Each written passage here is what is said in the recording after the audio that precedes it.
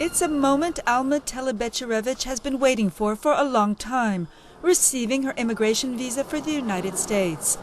Alma applied for it over 2.5 years ago when she married her American husband, a man she met while studying in Arizona under a U.S. fellowship.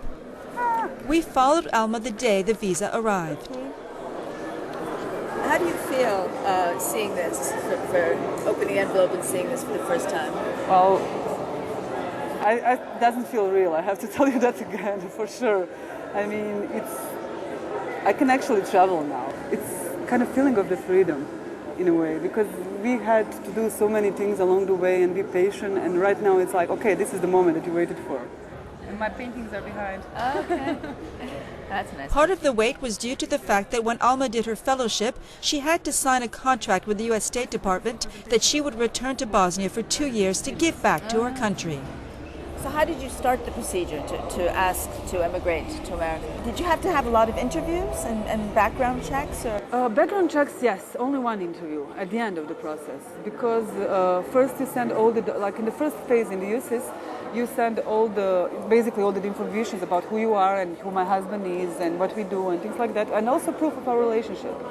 That, you know, when we met, how did we start dating? It's a very long process, and each time they are missing some documents, it takes another 60 days just to review my case again. And they were missing a few documents on every step, and I thought this will never end. Alma grew up in Sarajevo, lived here throughout its siege from 1992 to 95. Her father was killed during the war. Yet despite these harsh times, Alma said she never wanted to leave her country. The situation immediately after the war was better than now because you had a hope. You had something to build on. And right now is a long period of stagnation. Nothing's happening, nothing's changing, and no one sees how it can be changed. Around a quarter of Bosnia's population of 4 million left during the war and right after. The conflict ended 20 years ago, but emigration's rising again, according to an association that encourages Bosnians to stay. Unemployment stands at 42%. In the past 2 years, 80,000 people left for economic reasons, but very few, if any, headed for America.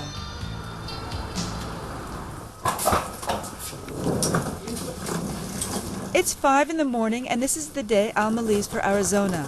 She also leaves her life in Sarajevo, where she studied art and had various jobs in marketing and public relations, the market volatile in the current economic climate. Alma's also saying goodbye to friends and family. I feel a little bit lost. I still haven't actually understood that I'm actually leaving the country. Yesterday I was with my friends, and it was very emotional. They were crying and all of that. I think after, when I land in Arizona and after a few days, that I will realize that actually I moved out from Bosnia. And it's not easy. It's not simple at all.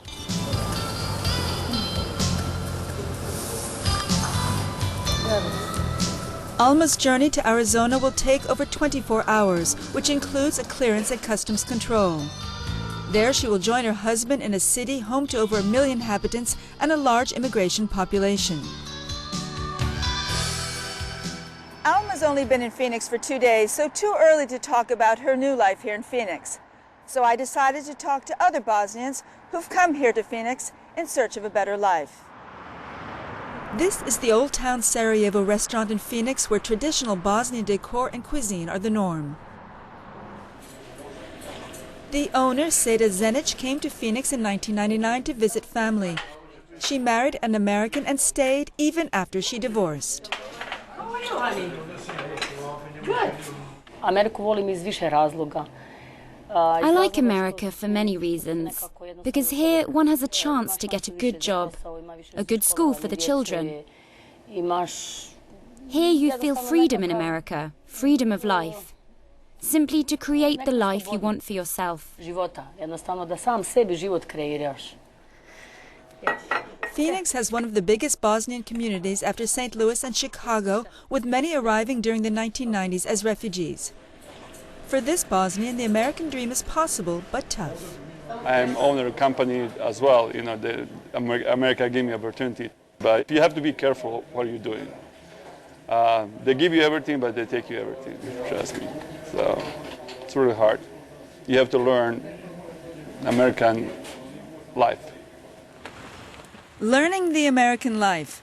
This is what Dr. Esad Bozcailo did. Runs under the old bridge in Mostar. Oh, okay. He came to the U.S. in 1994 after spending over a year in concentration camps during the war. Dr. Bozcailo learned English, passed his American medical board, and now practices psychiatry in Phoenix. The old bridge, Mostar, that's near, that's Telecom. When I lost everything, pretty much, everything but my life, and U.S. gave me opportunity. They didn't give me a gift of something and to pay my apartment. They gave me opportunity because I am a person. I am somebody who capable of living, because I proved that before in Bosnia. I think that anybody in this world, anybody, including Syrian refugee, including any other refugee or immigrants, they just need opportunity, either back home or here.